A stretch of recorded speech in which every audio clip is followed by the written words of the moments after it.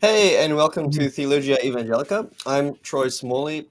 Today we're sitting down with Luis Dizon to help us out with how we should actually go about talking with Catholics as Protestants in order to um, have the best platform, best way we can communicate ideas with them and get past all the sort of the emotions and um, the zeal that sometimes can get in the way of a helpful dialogue. So we have Lewis here with us, and he's going to help us answer some questions in that regard. So thanks, Lewis, for coming on. Yeah, it's a pleasure to be here. Great, yeah, I've actually spoken to Lewis before, and he's been very helpful. I know a little bit about his background, but I hope, Lewis, if you could probably begin by saying a few words about yourself, your personal background. Were you always a Catholic, Sure. or did you become a Catholic later in Yeah. life? So I am what you would call a revert, which is another way of saying I was raised Catholic. I left the Catholic Church and then I came back to it later in life. So if you ask me, am I a convert or a cradle Catholic? My answer to you is yes. And the nice thing about that is, I kind of get the best of both worlds because I being cradle Catholic means that I know the ins and outs of the faith the way a person who was born and raised in it would, but I also know how to look at it from an outsider's perspective. And another bonus is it gives me that convert zeal that you usually see with people coming into the church from outside of it. That is helpful. And I'm speaking from my own experience. I grew up as a Protestant, and only later in my teens did my family become Catholic. And Mhm. so I don't have that experience that you have of being formed as a Catholic earlier in life. So I have a very different experience to you, becoming a Mhm. Catholic later on and being surprised by all the different Catholic ways of worship, if I can put it that way, Mhm. Yeah. which will be quite offensive to some, say, low church Protestants. So that was an experience for me. But you didn't have that issue because I suppose Mhm. because you didn't. Uh, it was you sort of what I'm trying to say is a lot of Protestants have an idea of what Catholics believe and how they worship, um, Mhm. which are totally unrecognizable to Catholics themselves.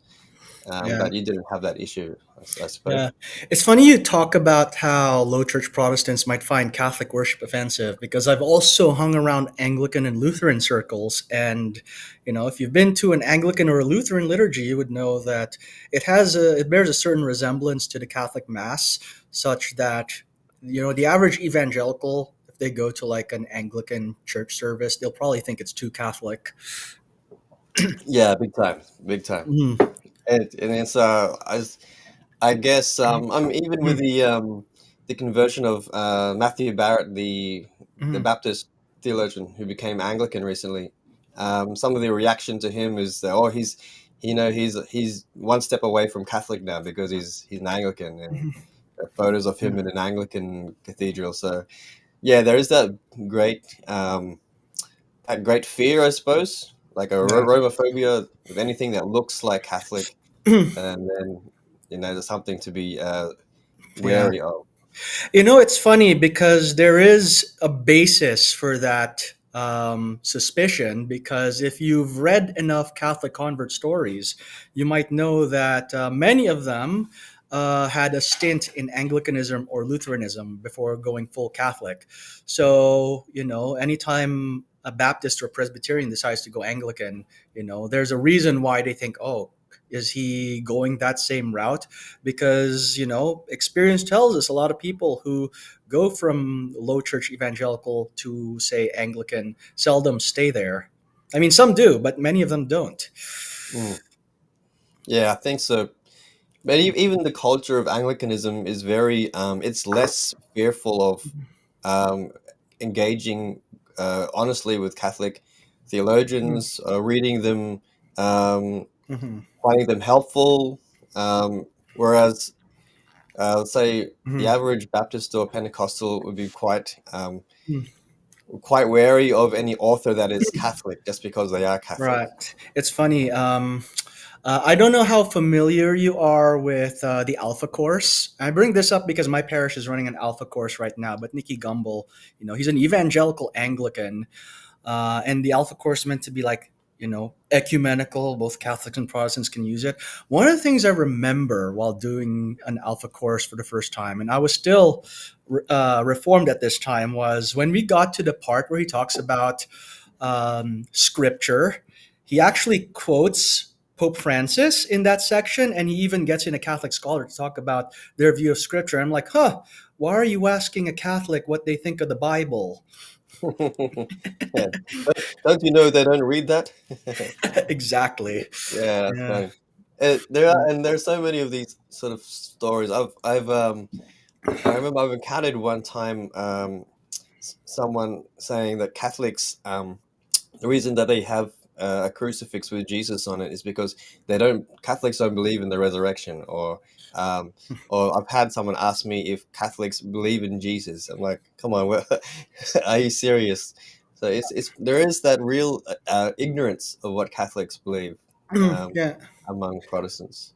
It's yeah. I mean, to be fair, the ignorance goes both ways. I know a lot of Catholics who are completely clueless about what the average evangelical Protestant thinks about any given topic. Yeah. Yeah, Eh, definitely. One of the things that I notice is that among a lot of Catholics, there's a tendency to equate evangelical with like, your um, most banal, like, non-denominational rock concert type megachurch. They think that is the archetype of what an evangelical is.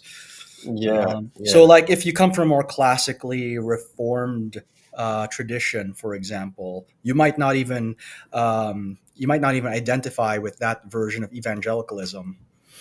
Hmm. Yeah, that's right. And I've experienced that too. As when I entered to the RCIA program, when I became a Catholic uh, as a teen, we had discussions about what Catholics and Protestants believed, and there was that ignorance of what Protestants believed, Mhm. which I found interesting when I was Yeah. becoming Catholic at that time. So, Yeah.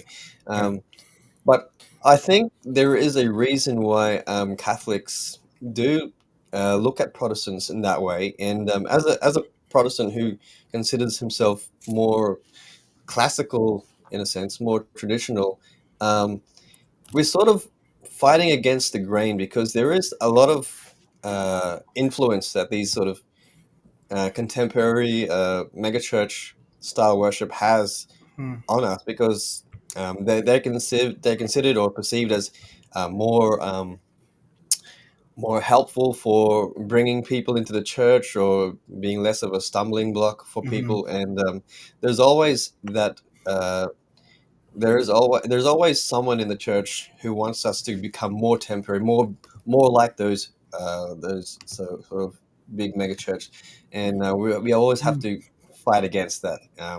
So Right. yeah, I can understand why Catholics perceive Protestants generally in that way. Mhm. Yeah. Um, but yeah, go ahead. Yeah, although it's kind of ironic because I also know a lot of young Catholics who like those kinds of praise and worship um, types of music. Mm, So usually the ones who make that kind of critique, they tend to come for the more trad backgrounds, mhm. who don't like praise and worship, whether it's in a Catholic or Protestant setting. Yeah, that's right. And when you speak to that, it's sort of like how you define the other, right? It's like, well, we're the traditional guys, and they're the ones that are not so traditional. And Yeah, I yeah. suppose I will say this: that seeker-sensitive rock concert style of worship is pretty effective at winning like converts among those who, how do I say this, don't think too deeply about faith. So like I know a few people who did come from a nominally Catholic background, and they became evangelical, and by evangelical I meant that kind of rock concert non-denominational style evangelical, And when you dig into why they switched, it basically boils down to the music being less boring. Yeah, but that the thing is, because it's so simple and superficial, Mhm. when they start reading a bit more theology or getting more serious, and they're very likely to leave that style of Mhm. worship or that Right. style of preaching. So Yeah. it's kind of, I've heard it been described as a revolving door. You know, people are in and then out. So Hmm. um, Yeah. I don't know. I think there's a place for that. That sort of accessible um, Mhm. communication of the gospel in a sense, if I can put it that way. But I don't believe it's church.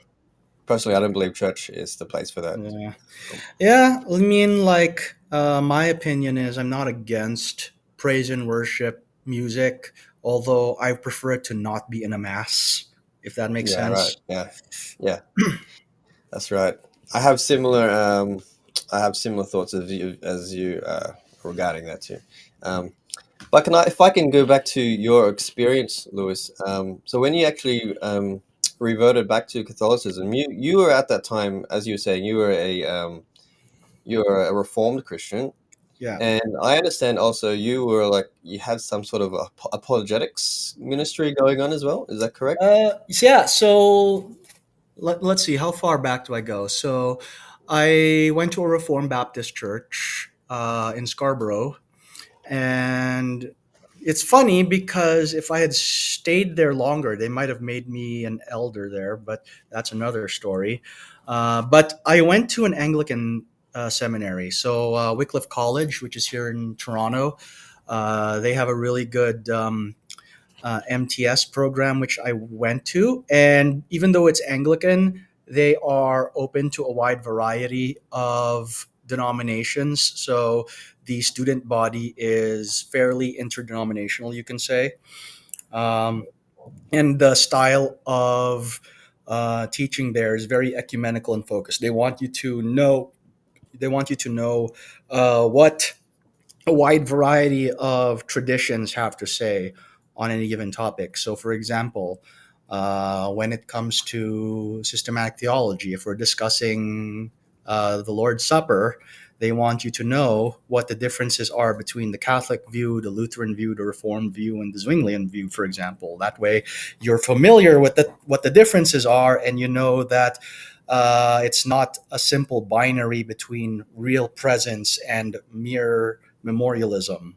There's actually Yeah, more of a spectrum of views.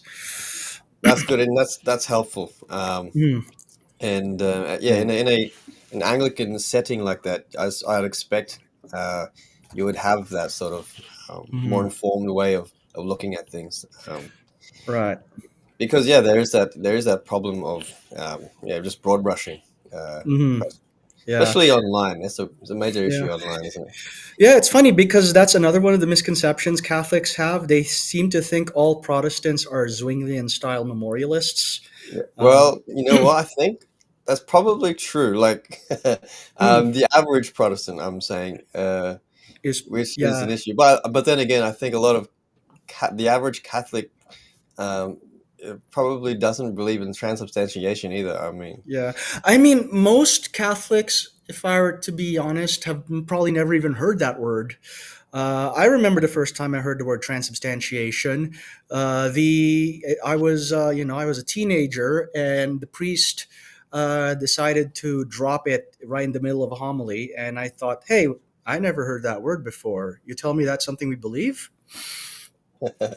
yeah, and that's an issue both in Protestantism and Catholicism. Yeah. That we don't really catechize our people well enough, and everyone, Mm, and we're all quite open admitting that issue. That yeah, we need to do better yeah. to teach our own Exactly. people. Yeah. So Now, going back to your initial question about me doing apologetics back then. So, I was interested in apologetics ever since it's hard to pinpoint exactly where it started. I want to say it was when I was 16 years old. What happened was this was when I was on my way out of Catholicism. I was agnostic for a while, but what happened was this was the rise of the new atheism. So Dawkins, Harris, et cetera, Hitchens, etc. So at this point, I wasn't sure what I believed. So I hit the reset button on my worldview, and I basically started from scratch. At first, I was trying to solve the question of, does God exist? Did Jesus actually rise from the dead? Is the Bible historically reliable? And I was questioning those things, but over time, I came to the conclusion that yes, in fact, there is a God, and Jesus did rise from the dead, and I should become a Christian. So around when I was 17 years old, I 17? Around, I think so. I became what you call a born again evangelical Christian. Um, at this time, I wasn't really thinking about Catholic versus Protestant issues. I had other things to worry about. That was always later on that became an issue. It was a recurring theme, but its significance would rise and fall at different points in time. So, yeah, I remember there were a couple of points where I was digging deeply into it. For example, there was an initial period when I was around, I want to say 18 years old. I was in late high school, and I was looking into Catholic Protestant debates. This was when I first stumbled into some of the big names like James White and R.C. Sproul. And, because they happen to be Calvinists, I also got introduced to Reformed theology that way. And I became one of those young, restless, and reformed guys who was always trying to drop tulip in every conversation. Um, yeah, those are good old days. And I was going to an alliance church. I don't know how much you know about the Christian Missionary Alliance, but they're technically neutral on the Calvinism Arminianism thing, so you can hold either viewpoint there. But in practice, majority of them are Arminians. Uh, so, over time, I migrated from the Alliance Church to a Reformed Baptist church because I figured, hey, if I'm going to hold this theology, I should probably go to a church where that is the actual official teaching. Plus, I was becoming more confessionally minded. I wanted to go someplace that had some kind of historical grounding. So, a confessionally reformed church seemed like a good fit. So, the church I went to, their statement of faith was the 1689 London Baptist Confession, which is basically the Baptist pirated version of the Westminster Confession, for those who are unfamiliar. Um, and, I also started delving more into different areas of apologetics. One of the big ones is Christianity and Islam because where I live here in Toronto, it's actually, I don't know if you know this, but the population in Toronto is actually about 10% Muslim. Yeah, it's been steadily increasing over the years thanks to mass migration.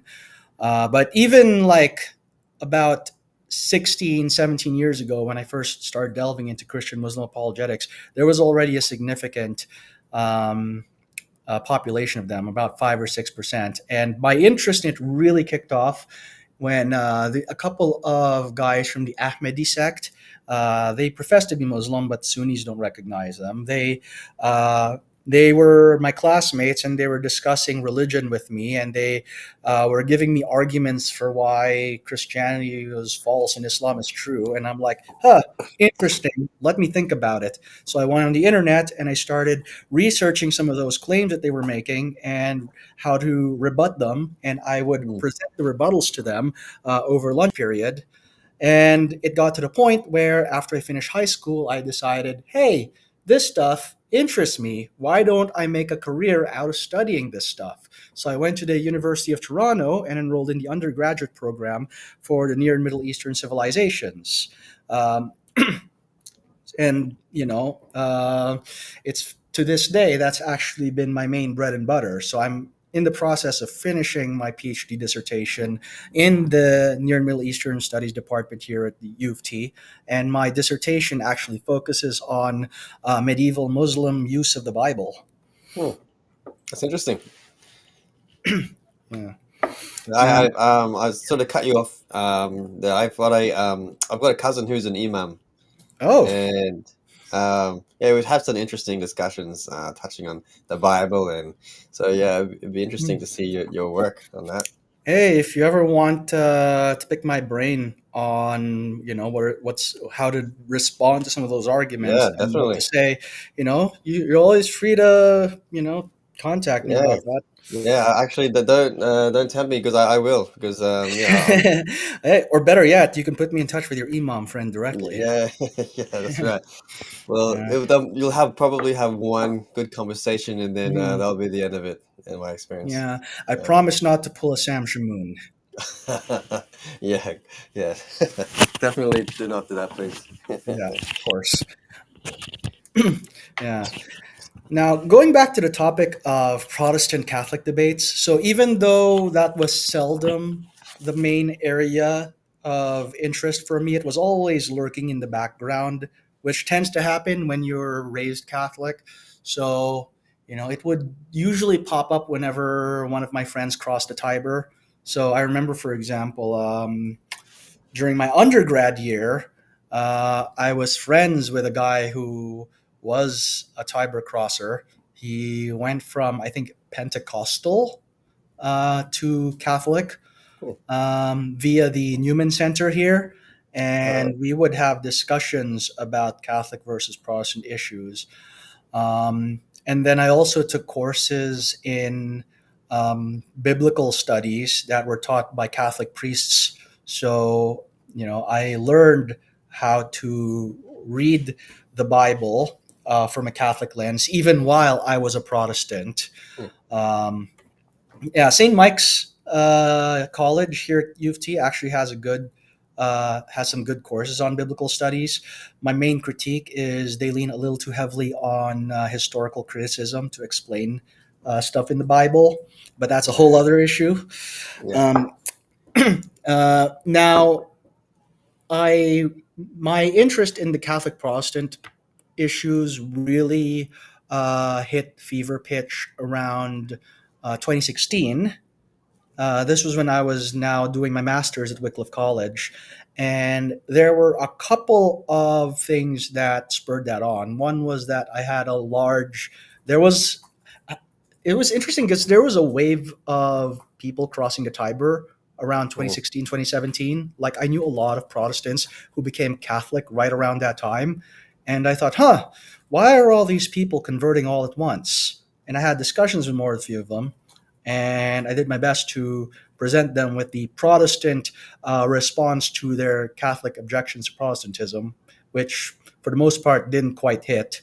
Um, and the other thing was there was a particularly impactful debate that took place for me at that time. It was James White versus Trent Horn hmm. on Perseverance of the Saints. I don't know if you've seen that debate. Yeah, yeah. Yeah, yeah. Before I tell you what I think, tell me, what did you think when you listened to that particular debate? I mean, I think r- if you can judge that debate in comparison to his previous debates, I Hmm. think that was probably one of his worst, that James White's worst debates in that. Hmm. I personally wasn't convinced of Trent Horn's position, but I don't think James White adequately Hmm. answered any of Horn's objections, Yeah. especially on perseverance. Hmm. The idea that you can fall away from the faith. I don't think James White Yeah. adequately responded to that. Yeah. Yeah. I think that even it's funny because I more or less, I don't know, I thought the same thing when I was Protestant because I was Protestant when I listened to that debate. I thought, even though I believe in Perseverance of the Saints, I thought James White did a pretty poor job of making a case for it. Mm, And the biggest issue for me was how White was unable to provide any kind of evidence for anyone prior to the Reformation believing in Perseverance of the Saints. Like he did, I think he name dropped a church father, but didn't even give an actual citation of what he mhm, said. And mm, how reliable is that? You have to show the receipts if you want to make a claim like that. And mm, it's been I want to say 8 years since that debate, and I still have yet to find any conclusive evidence that there was any church father or even medieval theologian, anyone prior to the 1500s that held to anything resembling perseverance of the saints. Now, that's not a knockdown argument against Protestantism as a whole, but to me, that is a knockdown argument for Calvinism specifically. So if I wanted to stay Protestant at that point in time, I probably would have been better served going Lutheran or something. Hmm. Yeah, I agree with you that anyone who wants to defend perseverance of the saints really has to take seriously that historical fact that Mhm. that it wasn't really something that was believed by the church, Yeah. and that which is one of the reasons why I mean, the Federal Vision guys Hmm. um, who want to be considered reformed, they are less. They want to make a distinction between those who are elect in one sense and elect in another sense. So there are people are elect in the sense that they can fall away, and then but in another sense they're Mhm. elect in a way they can't fall away. So, um, Yeah. but that just proves the point that there is nuance there that needs to be made, Yeah. um, which I don't think James White really had Yeah. in that debate. Yeah, and since you mentioned federal vision, I actually do think that in the entire spectrum of Reformed theology, the federal vision guys probably come closest to pre-Reformation theology. Like, I don't know if you'd agree with me on that, but that's just how I would see it. Oh, I Um, think definitely. I think they have a more they respect more what the church believed in the past mhm. before the Reformation, and they want to Yeah, take that as some sort of authority or guide as to what to believe. yeah, Whereas most, I'd say most Reformed theologians are very happy just to say no, the Reformation is where we began, and yeah. that's Yeah, this reminds me of a Facebook group I used to be part of. It was called Reformed Study of Church History, and one of the things I find funny about that group is that they talk about church history, but literally, if you go there, they literally post about nothing before 1500. Like, yeah, they call themselves a church history group, but they ignore three-quarters of it. that's right, that's right. Yeah, and that leads me to one of the big problems that I have with a lot of reformed guys, because when I present this argument of there being no patristic evidence for perseverance of the saints, they would, or any number of other reformed distinctives, the response I would get is, well, just because all the church fathers and pre-Reformation theologians believe something doesn't make it true. And I would be like, I mean, in the abstract, I guess, maybe. However, you have to think about the implications of that. One is that it makes you really sound really arrogant because you're basically telling us that you understand the Bible better than 1,500 years worth of people who read it before you. So, Hmm. what insight do you have on the Bible that 1,500 years worth of people reading it missed?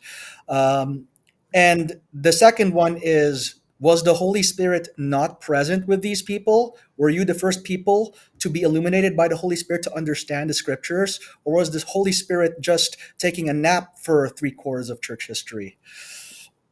Yeah, yeah, that's right. You can't really escape the implications that you're saying. There are real profound theological implications when we throw out, everything that happened before Martin Luther. Yeah. And it's ironic, I think, that you're saying that on the issues of perseverance, how there's scant evidence for it before Luther. Um, and that James White would be happy to defend this doctrine regarding regardless of what the historical evidence is. But Yeah. then when he's arguing with, say, N.T. Wright on the new perspective on Paul and his view on justification, James White will say, "Hey, you're contradicting, say, 500 years of Protestant tradition on what we believe." And I just see the irony there and just have to Yeah. laugh. It's funny because when you're Catholic, you pick up on the irony right away. But Reformed people seem to be a little bit slower when it comes to noticing it. I think the the issue there is Reformed Christians, and I'm speaking as a Reformed Christian, so I suppose I have license to Mhm. to bring out the whip sometimes against my own people, but we do have less of a respect for the church broadly, I suppose, in terms of the historical development and continuity of what we believe with the apostles. It's um, our idea of sola scriptura, I think, is a bit imbalanced because we don't Mhm. really reflect upon what the Bible actually teaches about the church and how Christ Mhm. guards and safeguards the church throughout the centuries. Right. Yeah, I mean, there's I to be fair, I've heard a variety of Protestant attempts to explain um, church history, but I haven't really found any of them quite convincing. Like the most common one that I would hear during my Reform days was, "Oh, there was always a righteous remnant that maintained the gospel even during the dark days." They'll point to people like the Waldensians or the Lollards or the Hussites, saying, "Look, these people believed similar stuff to us before the Reformation." I'm like, okay, I mean, fair. There are people who questioned Catholic beliefs even before Luther, but even then, even granting that there were a few people, your thesis on church history would still require you to hold to like how do I say this, a mass apostasy type scenario, which doesn't Awful. seem consistent with Jesus saying that the gates of hell will not prevail against his church. Mm. Yeah, big time. Which is, I think, one of the reasons why I lean towards like a Mercersburg theology approach. Mhm. That we do want to, but even then, there is still that they want to affirm a discontinuity Yeah. to a degree. So that there is obviously something. Um, there is an issue, a problem there that has to Mhm. be taken seriously with is that Mhm. um, as Protestants. Protestants have to come to terms with the fact that there is discontinuity between what we as Protestants believe and what the church believed prior. So we need Mhm. to come up with something a bit more nuanced.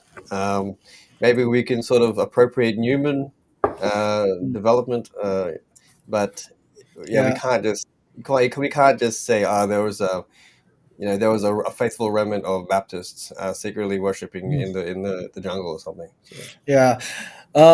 It's funny you mentioned Newman because I find that he is frequently misunderstood among his Reformed critics, such as James White. James White likes to make fun of the whole acorn to oak tree analogy.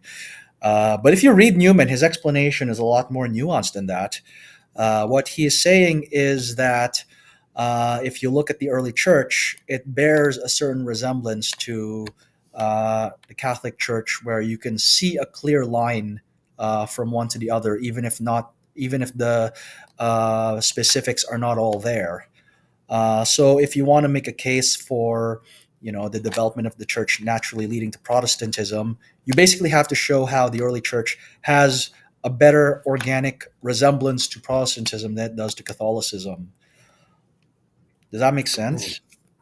Yeah, I think I understand you, and I've read some Newman in some more modern understandings of the development uh, of the faith, and it had and to be fair, it's something that Catholic theologians themselves understand is Hmm. a matter of contention between there are different views taken on how uh, the church grows in its understanding. There's some Hmm. doctrines which in the past we might have wanted to say, oh, there must be some, we must find some people Yeah. explicitly affirming this doctrine in the past in order for it to be traditional, whereas um, now currently that's not really the Mhm. case.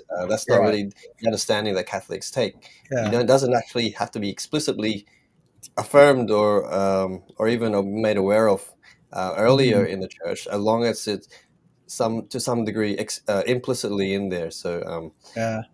Incidentally, recognizing that doctrine develops is one of the contributing factors for why I ultimately chose Catholicism over Eastern Orthodoxy. Because if you speak to the average Eastern Orthodox cleric or theologian, they'll say, "Oh, we don't believe in development of doctrine. We believe that what we believe now is what was always taught," as if the theology of the second seven ecumenical councils dropped out of the sky right in the very first century, Yeah. which is clearly not the case if you actually read the church fathers in chronological order. It's very Mm, clear to me that over time their theology became nuanced. They made their explanations more detailed over time, and certain live options that could have been considered at an earlier time were eventually rejected later. So for example, I'll just give you an example. If you've ever read, I believe it was Melito of Sardis's Easter sermon in the mid second century, he sounds like a modalist. Like, I think at one point he actually says that Jesus and the Father are the same person. Like, if you had said that 50 years after him, you would have been labeled a Sabellian. But in his day, Sabellianism didn't exist yet, so he could get away with saying that. But that's an example of development of doctrine. mm, A certain formulation that would have gotten you condemned as a heretic later on would have been okay in his day. mm. Yeah, that's right. Obviously, as yeah, the argument works against Eastern Orthodoxy because yeah, and you pinpoint one particular Mhm. case there, but even just the general Christology of the Nicene Council, Yeah, obviously the apostles were running around explicating the difference between the yeah, difference between Christ's two natures in the right. way that we do today. So we Hmm. have to admit that there are some real and important developments in um, how we understand the faith. Yeah, when it comes to development of doctrine, it's no denying that development took place. And the way I see it, there's really only two tenable options on how to deal with the development of doctrine. One is to acknowledge the reality of development of doctrine and to try to figure out what is the correct trajectory of that development, whether the correct trajectory is Catholicism or some other option. I mean, the second option is to basically start from scratch, reject 2,000 years of doctrinal development, and try to pretend that we're back in the first century and we're starting over. Um, and you'll see in the broader Christian tradition all sorts of approaches between those two. Mm, Um, those two. In fact, in a classical Protestant setting, what you'll often find is some kind of hybrid of the two, where they'll acknowledge some doctrinal developments, but not others. Like, I think the average Reformed person will acknowledge that Christology developed, and that's okay. The Trinity is valid, even if it took us some time to get there. But if that's the case, why would the same person not accept the same line of reasoning for, say, transubstantiation or purgatory, which also developed in a similar way, even though it took a little bit longer? mm. Yeah, that's right. So there is that. I suppose Catholics and Protestants would want to agree um, in the sense that there can be legitimate areas of doctrinal development, but perhaps where we disagree is on what grounds we can sort of Mhm. dissent from some doctrines and not others. Um, so obviously, the Catholic Church will want us to affirm the something like the Vincentian canon, um, or even just how the magisterium appropriates different parts of tradition and understands what it says, whereas Protestants don't have the Mhm. luxury of a infallible magisterium Yeah. apart from the Bible itself. So yeah, obviously we're going to come to different conclusions, I suppose. Yeah. Oh, there's one area that, you know, I could never quite square with Reformed theology, where I would say, even if I were to give Protestantism a second go, it wouldn't be Calvinism, and that area is sacramentology. And the reason why I say that is because I don't know if you've seen this. I've actually done like a three-part lecture series on reason and theology on sacraments, I but haven't seen that it's, one. yeah, maybe I'll send it to you after this. But that's one of those major areas of interest of mine, and one of the things that for me has become pretty inescapable is that one of the earliest conclusions that the early church came to was a high view of the sacraments. Like, I think as far back as you can go, you'll find evidence, for example, that baptism is regenerative, that actually makes you born again, or that Christ is in some real way present in the Eucharist. The mode or and the metaphysics of that real presence took some time, but the presence itself is indisputable. But if in fact there was some kind of real presence belief from the very earliest days, and there was also baptismal regeneration in the very earliest days, then that lops off, I think, 90% of Protestantism. I think at that point, the only live options left would be Anglicanism, Lutheranism, and maybe some kind of federal vision version of Calvinism. Hmm. Well, that'd be interesting to engage with. So yeah, yeah. So Yeah, send those to me. Um, yeah, but yeah, I mean, I'll agree with you with on the point that baptismal regeneration was definitely the view of the church mhm, prior yeah, to the Reformation, and mhm, perhaps it was only really the Reformed side that sort of laid aside. yeah, Having, although with the caveat that mhm, some, I mean, some Reformed theologians were less distant from something like baptismal regeneration yeah. than others. So, Yeah, even Calvin. I found reading Calvin on this issue to be a little confusing because there are times when he seems to affirm it, and there are other times when he seems to deny it. So that's where the Federal Vision people are able to claim their view as authentically reformed because mhm, they can just quote those parts of Calvin that can ambiguously be interpreted as affirming some form of baptismal regeneration. mhm. Yeah, there are definitely Reformed theologians who do affirm, like sometimes they want to distance themselves from using the word regeneration, so they'll call it Mhm. baptismal efficacy or something like that. Yeah. And I think that is evident in the Westminster Standards as well. I'm Mhm. not sure about the London Baptist Confession. Yeah, yeah, that's one of those parts of the Westminster Confession that didn't make the cut when it was ported over to the Baptist side. Right. So like the London Baptist Confession gets rid of any reference to baptismal efficacy altogether. Uh, All right. Okay, that's in interesting. Yeah. fact, one of the interesting things to note is that the Westminster Confession retains the word sacrament. The London Baptist Confession does not. So, for example, the chapter in the Westminster Confession on the sacraments, in the London Baptist Confession, it gets renamed to On Baptism and the Lord's Supper. And then every All other right. reference to sacrament just gets scrubbed out. Aha. That's Like interesting. almost like they're afraid of the word. Yeah. Well, yeah, it seems like that. So, and that whole ethos has been carried forward and gotten worse, I think, in Yeah. Baptistic Hmm. worship and theology. So, Yeah, it's gone to the point where I even hear occasionally Presbyterians rejecting the use of the word sacrament. I'm like, but why? It's literally in the Westminster yeah. Confession. Yeah, but you see, Lewis, the problem is, well, don't you know that whatever whatever happens in the Mm, broader evangelical world, eventually it mm, seeps into yeah, Reformed churches, and yeah, I mean, if you compare what um, Reformed theologians were teaching, in the 17th or 18th centuries to what mhm. teaching now, it's or what passes as Reformed today. I mean, there's a stark difference.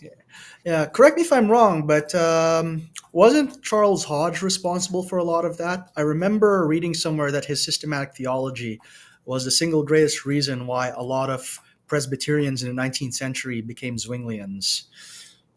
You know what? I'm not really sure about that, but I know that Charles Hodge and generally Princeton in general Mm-hmm. um, uh, does have a reputation for being quite divergent from the earlier Mm-hmm. tradition, like in Tarleton and that. Yeah.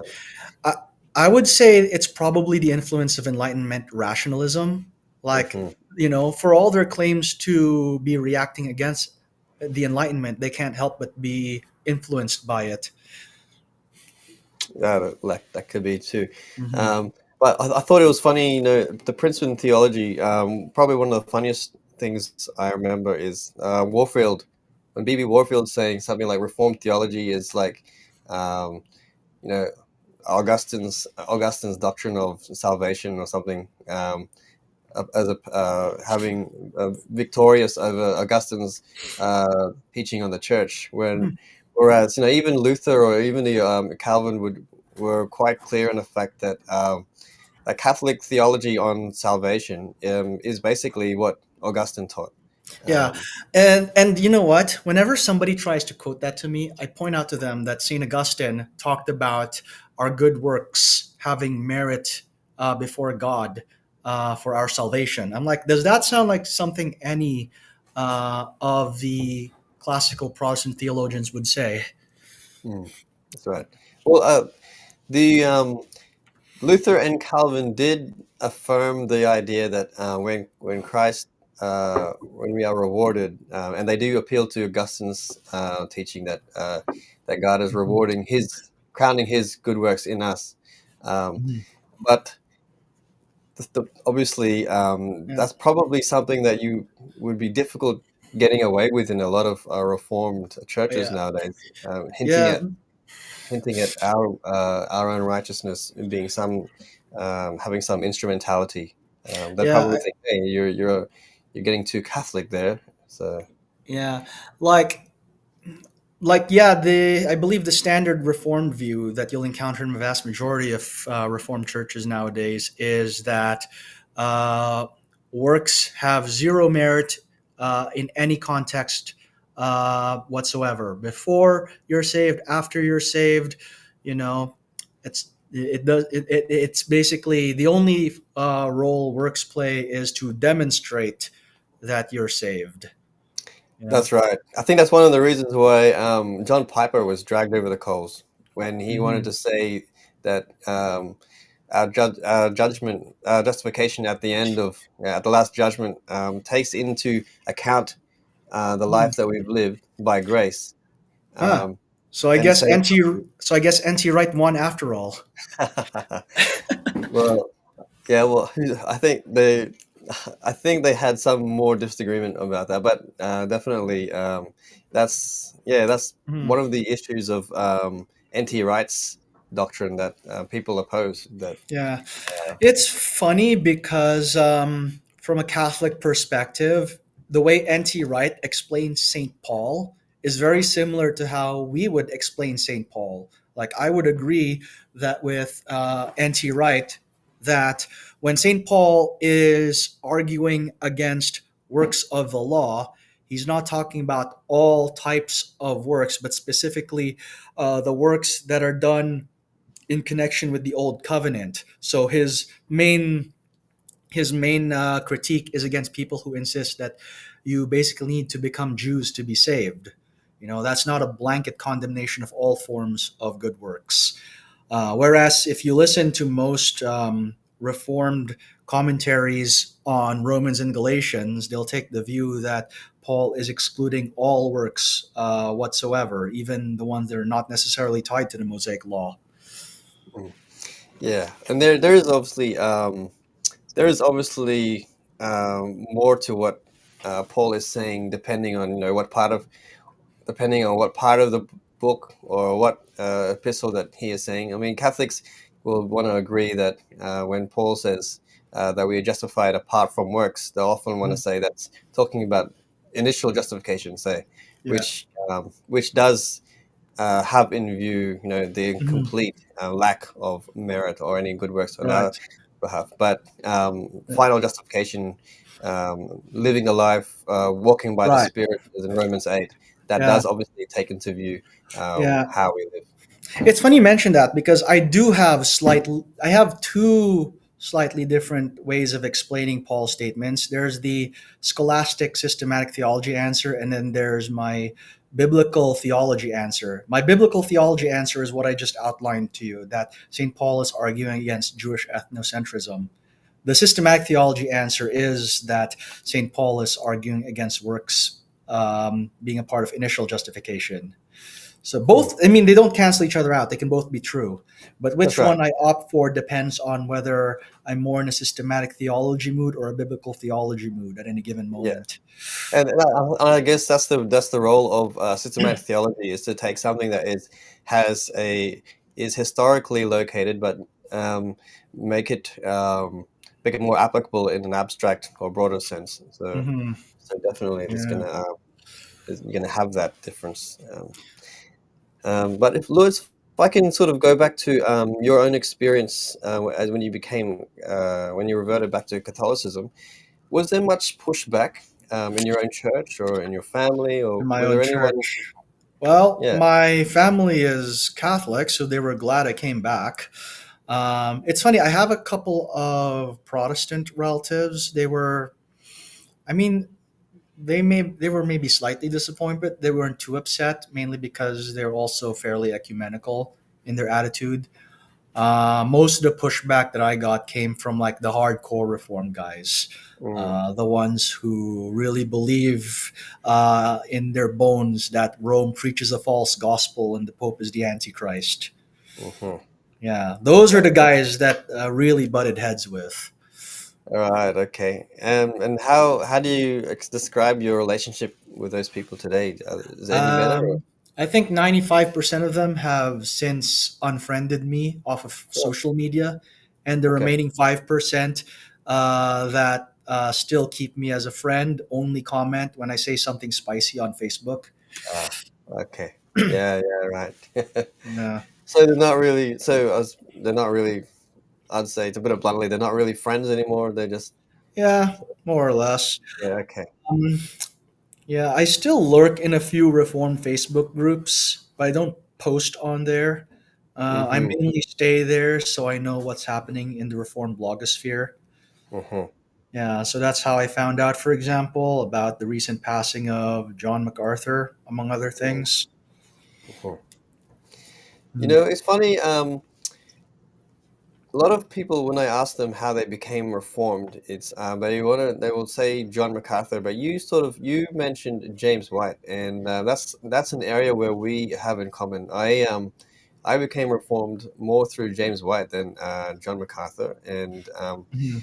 but since then I've become less enamored by James White, Mhm. um, as I've grown in my understanding of theology in the Bible, Yeah, and so I will it's say this: James White looks good when his opponent is Father Peter Stravinskas or Jerry Matitix. yeah. He doesn't look so good when his opponent is Jimmy Aiken or Trent Horn. That's right. Yeah, Mhm.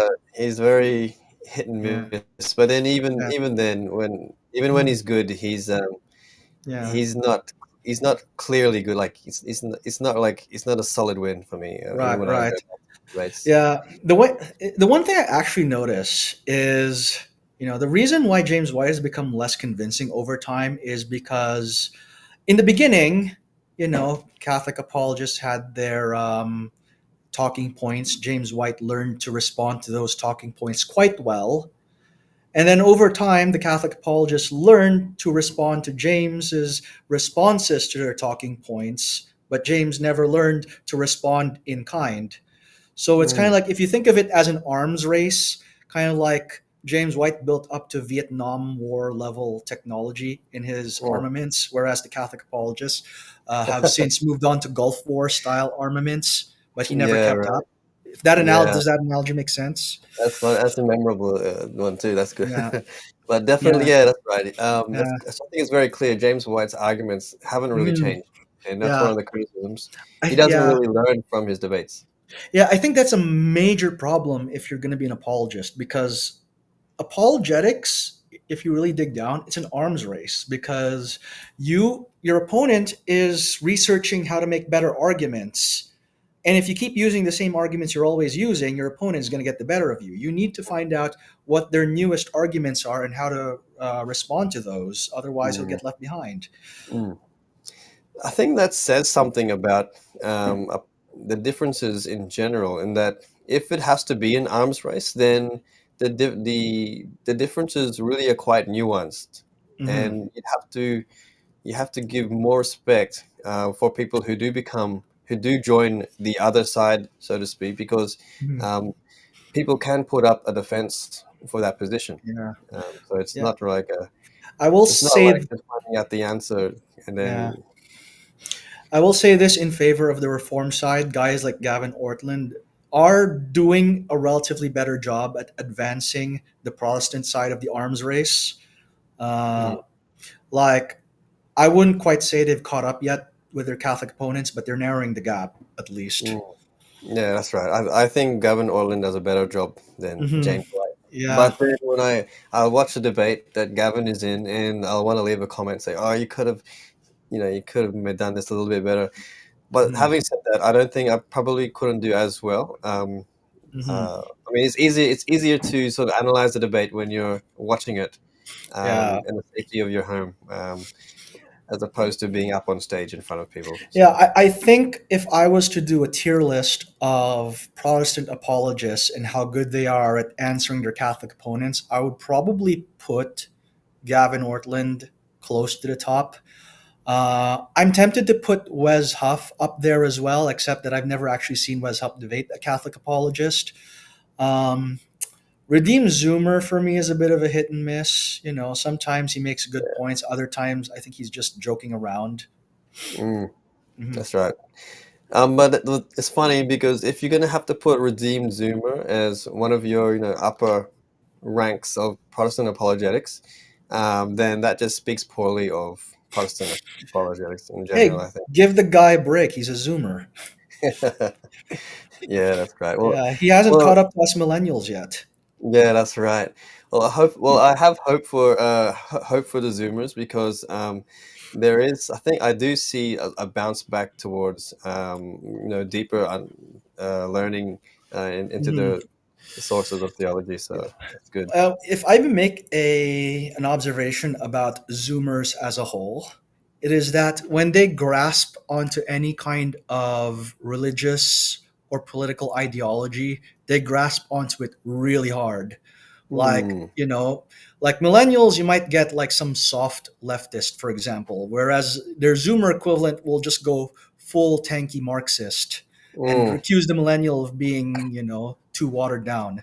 I Yeah. think the same phenomenon goes with Zoomers who become religious, Mm. whereas the average millennial who becomes Catholic might become a fairly conservative um, JP2 or Benedict XVI style Catholic. Their Mm. Zoomer equivalent is much more likely to go all rad trad or SSPX. Yeah. And I think in the reformed side, you might see this too. Like, reformed Zoomers tend to have much harder cage stages than their predecessors. Hmm. Yeah, I'll look out for that. I mean, I know that there is that in the reformed world there is that I don't know if it's trend or it's a local bubble, but yeah, a lot of reformed guys want to be react against the say feminization of the church, and they want to become more masculine, and Mm. they want to sit around drinking whiskey and smoking cigars because apparently that's masculine. My Um, goodness, if you're gonna try to create a more masculine image, I mean, you could at least choose things that are productive, like going to the gym, like yeah, whiskey. My that's, goodness, and that's right. cigars. Are you trying to give yourself lung cancer early on? Yeah, that's right. Yeah. Yeah, It's funny. It's a very sad but funny observation. Like, yeah, hopefully though, it's something that will die out. yeah. But I guess it could be a reactionary thing too, that Zoomers are coming to see the absurdity of culture, and they wanted to be now they want to be different. So now they want to be like, the rad trads, or that Hmm. type of thing. So Yeah. Like, yeah, it's funny because being a rad trad is not just a Catholic phenomenon. You'll see rad trads in pretty much every religious group, mm, and Reformed people are no exception, except they call them cage stage Calvinists. that's true too. Yeah, yeah, that's right. But can you, so Lewis, drawing from your experience then, coming into Catholicism, maybe you can give us some tips, us Protestants, some tips. How do we sort of engage our Catholic friends and family or people who do become Catholic in a way that doesn't scare them off? Okay, well, here's a couple of tips. One is, try to gain a little bit of epistemic humility because you never know as much as you think you do. And, there's always some guy out there who's probably read all the same stuff you have and came to a different conclusion than you. And that applies across the board, no matter what your belief is. No matter how secure you feel in your own religious belief, there's another guy out there who knows at least as much as you do and is equally secure in their beliefs. And they might teach you a thing or two. Mm, Um, Another thing, which is actually a little closely related to that, is I don't know what it is about Reformed people, but they seem to be much more willing than other groups, Christian groups, to declare that they know for a fact that this or that person is unsaved. It's like, oh, he's obviously not one of the elect, or he's obviously unregenerate. I'm like, mm, okay, do you have access to the Book of Life? Can you show me that his name is not written on there? I'm like, even me, I'm a fairly conservative Catholic, and I believe in no salvation outside of church. But I wouldn't say this or that person is definitely going to hell. The most I can mm, say is they're not in the safest position. I would say that about you, for example. I think I wouldn't say you're going to hell, but I would say that where you are right now is probably not the safest place to be if you're mm, gunning for heaven. mm. Which is different from saying, "Oh, you're unregenerate for sure." That that that Yeah. that to me is like lack of epistemic humility in the realm of determining uh, people's spiritual states. Mm, that is helpful. And even when people, they might not explicitly say that someone is going to hell, they perhaps the way that they come across does Mhm. sort of sound like, that's what they believe when they Right. sort of pour judgment on the other person. Um, like when Yeah. you became Catholic, what were some of the things that people were saying? Like, were they quite adamant that you were now unsaved, or you I never were mean, I think 50%. If I had to put a number on it, I would say 50% of the Reformed guys I knew believed that. The other 50% were either ambivalent or thought I was still saved, just in error. Okay. Um, yeah, usually, it boiled down to like how deeply embedded they were in like the Reformed echo chamber, Mm, and absorb those talking points. mhm. On the flip side, though, a lot of my Anglican and Lutheran friends thought that going from Reformed Baptist to Catholic was actually an improvement. Yeah, that's funny that you say that, because yeah, I've gotten that feeling and that sense from a lot of, Lutheran and Mhm. Anglican guys Yeah. that they would do that, which would probably shock a lot of Reformed people who who want to say that we're very similar to Lutherans or something. Yeah, So yeah, it's funny. There's I don't know if you know this. There's a Facebook group called Confessional Lutheran Fellowship. I also lurk there. And I remember back in 2017, someone made a poll and asked, as Lutherans, do you feel that we are closer to Roman Catholics or to Calvinists? And I think a solid 85 to 90% of the people who responded in the poll said they felt they were closer to Catholics than to mm, Calvinists. yeah, yeah, that's yeah, I can imagine that, but that would surprise a lot of Reformed people. Yeah. Okay. Look, it's funny because Reformation Day is a big thing in a lot of Reformed circles. Celebrating Martin Luther nailing the 95 Theses, and yet that same Martin Luther famously said that the Zwinglians were worse than the Pope. That's So you could just that's imagine true. what he Yeah, would that's say right. about the average Presbyterian or Yeah, Reformed that's Baptist. right. That's right. Yeah. Yeah, and I think Gavin Orlin is good in the sense he quotes Luther and even Calvin and some others to say that in opposition to the sort of the modern Reform view of thinking of Catholics as outside of the church, Mhm. uh, when I think it was Luther who said, "Well, if you want to say that the Pope is the Antichrist, well, you would have that only works if the Pope if the Catholic Church is the Church, because the Yeah, Antichrist is in the temple of God." So, yeah. I think what I've heard from a lot of Lutherans is they'll regard the Catholic Church as a true church, albeit with some errors, but they'll regard the Reformed churches as not churches at all. that's okay. I think that probably Mhm. depends on the Lutheran, but yeah, I wouldn't Yeah, be surprised if some would say yeah. that. I think the more dyed in the wool confessional Lutherans are more likely to believe that. Yeah, right. That's interesting. Mm. Yeah.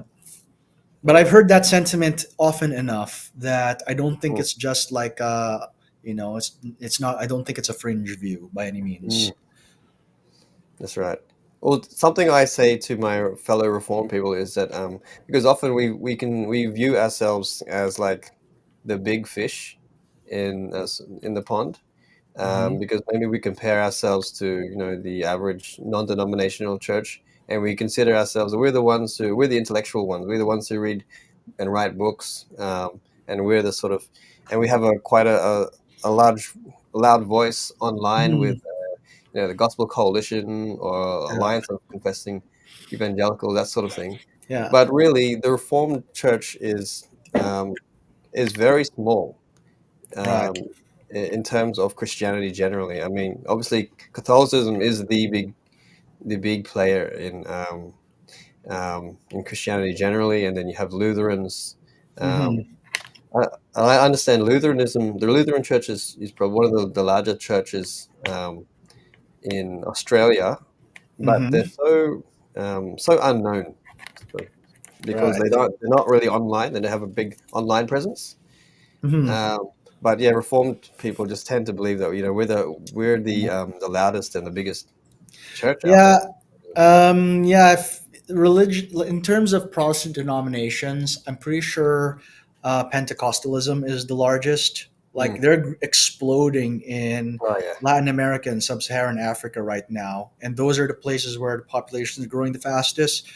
In fact, I think there are today more Pentecostals than there are every other Protestant group put together. Mm. Yeah. Mm. So, and yeah, it's interesting. I mean, Mm. they're the ones that are getting all the converts from Catholicism in like the Southern American countries too. Yeah. Oh, which tells you about the sort of thing people are looking for in those places. They're not looking for sophisticated scholastic theology. They're looking for, something that sets them on fire, Hmm. spiritually, something that makes them feel like, they're being powered up by the Holy Spirit. Whether they're actually being powered up by the Holy Spirit is another question, but the important thing in terms of conversions is thinking that you are. Mm, that's right. And that Mm. probably comes back to what we were saying earlier about education and catechesis. Mhm. I've heard Catholics say something like, the poor or the unlearned Catholic will become Protestant, and then the learned Protestant will become Catholic. Yeah, Um, that I definitely think there's a lines up. general, yeah. Yeah, that definitely lines up with my observations. I don't know a single like trained theologian or priest that has become a Protestant. Um, but I know lots of Protestant pastors who become Catholic. Mm, Every Catholic I know who has become Protestant, when I ask them, how well did you know your faith before becoming Protestant, their answer is usually, "Oh, yeah, I went to Catholic school." Right. yeah, That sounds legit. yeah. Yeah, I think there is definitely more of that going on from Protestantism to Catholicism. Though I will make a shout out for Javier, the Lutheran guy online on YouTube. He has hosted some former Catholic priests who Hmm. became Protestant. But generally, I think there is a grain of truth to the fact that most converts to Protestantism will be those Catholics who aren't really well taught in their faith, um, Hmm. and and Protestants can't really rely on the same level of discourse of apologetics um, that are effective with those people when you're Hmm. discussing with this person who who used to be the systematic theology professor at some Protestant college and now has become Catholic. Obviously, you're Yeah. going to have to step up your game when you're talking with that person. Yeah. Yeah. But you see, if you're going at it from a pure numbers perspective, it's clear that the Pentecostal approach works because, if you aim for the lowest common denominator, you are going to hit a huge swath of people. Mm, They're not going to be particularly well formed or well catechized, but you're going to get a lot of them. And they're going to be very zealous when they convert. mm, Hmm. that's right, and I think it's negatively affecting churches generally that because we want to and see our numbers increase, then we want to see what Mhm. is effective in that sense, Right. and so there'll be that tendency to sort of use those same sort of Mhm. methods, Yeah. where- and the person who's serious about their or what they believe can often be left ignored, which Yeah. is unfortunate.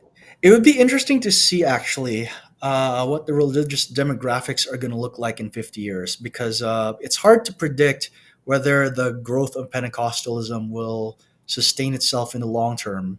Mm, If you went back, I think 200 years, people back then the fastest growing denomination was Methodism. So I think if you were to try to if you lived in the 1800s and you tried to extrapolate that growth to the present day, you would have concluded that by now everyone would be a Methodist, which is clearly not the case. mm. Yeah, that's right. Yeah, who knows what the future will bring. Yeah, Um, So, will yeah. everyone become Catholic, or will everyone be Reformed, Mhm. or what? Well, I will say this. This goes back to the reason why I got into Christian Muslim apologetics. You know, they seem to be the fastest growing demographic right now. And if that's the case, then we're probably going to do a lot more um, shared apologetics sharing, like being on the same side in the near future. Hmm. Something like what we see in, say, biblical studies when conservative Christians want to speak against more liberal-minded Yeah. scholars. Yeah, Oh yeah, that's that's when I tend to use a lot of evangelical works. Like when it comes to defending the Bible, one of the things I tell my Catholic friends is for better or for worse, evangelicals just do it a lot better. Like I have yet to meet a Catholic theologian or scholar who can get into the weeds the way Craig Blomberg or an N.T. Wright or a Craig Keener could. hmm. Yeah. I think that's helpful. So I think we can draw a point from that, Lewis, that Mhm. we, as Protestants or Catholics, we should really appreciate and value what we have to offer. Mhm. Um, so you note those Protestant scholars, and I think Protestants have a lot to learn from Catholic theologians. Uh, Mhm. give the example of, say, John Paul II's theology of the body, Right. um, and even some theology of worship that you see in Catholic Mhm. theology, and even I think even some of scholastic theology, like some of the Right. categories of Thomas Aquinas and that sort of thing, can be Yeah. quite helpful Yeah, I think for if us. you're going to learn Catholic theology, your best bet would be to go with the medieval scholastics, especially Aquinas. That's right. And he might be. I mean, he's often accused of being like the gateway drug to Catholicism too, I suppose. Yeah. But Hmm. but there's a lot there to value in him as well. Anyway, Yeah. so. All right. But anyway, Lewis, I Yeah. won't hold you up much further. But thanks for helping us think through these issues, and thanks for sharing with us your background and your experience. Yeah. And hopefully, it'll help us Protestants to have a greater appreciation Mm. for how we can sort of approach our Catholic friends and family and have a better dialogue with them. So thanks for that. Anything to advance the arms race. Right. That's great. Uh, Is there anything you want to say or add to that before we go?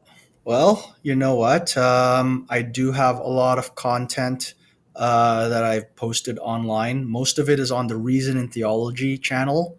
And I tackle a variety of things, but if for someone who is interested in Catholic versus Protestant issues, I've debated justification and I've also debated the sacraments with Protestants. So you can check that out, as well as the aforementioned lectures on the sacraments.